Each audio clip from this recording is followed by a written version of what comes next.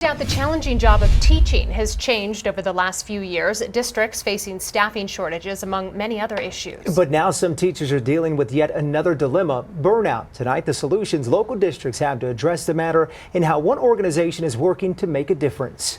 All together, hello readers. Although it is the very best job a person could ever have, it's also really hard.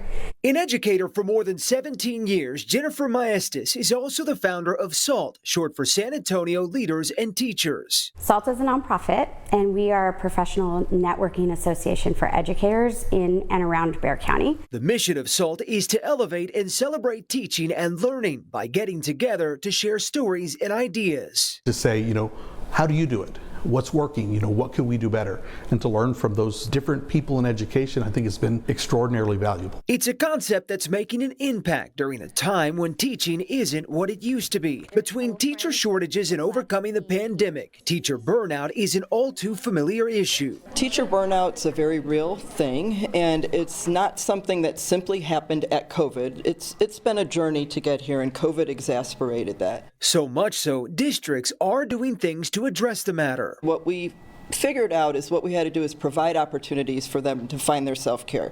So calming spaces and relaxation stations in schools is a very real thing for our adults. We have it for our students, but we have a separate place for adults. Other districts are also doing what they can to hire. Edgewood ISD holding a recent job fair to fill some much-needed teaching positions. Last year, we increased our teacher salary to $58,000. We have a $3,000 sign-on bonus. Plenty of teacher incentives. While districts tackle the teacher burnout issue, organizations like SALT are doing their part to also help educators. They host several events a year, like their Fiestas de Maestras, Wind Down Wednesdays, an educators self-care conference, and much more. I do think we're doing our part to make sure our teachers feel like they're really well connected to a network that supports them. Although there may not be a one-size-fits-all solution, some educators say things as simple as outings and networking can go a long way. I think we are at a critical point, and that we need to support both professionals who've been doing it for a long time and the next generation who are coming up and hopefully want to stay for a while. Burnout is recoverable, but I do think it takes a minute, and I do think it takes other people on the outside saying, don't give up.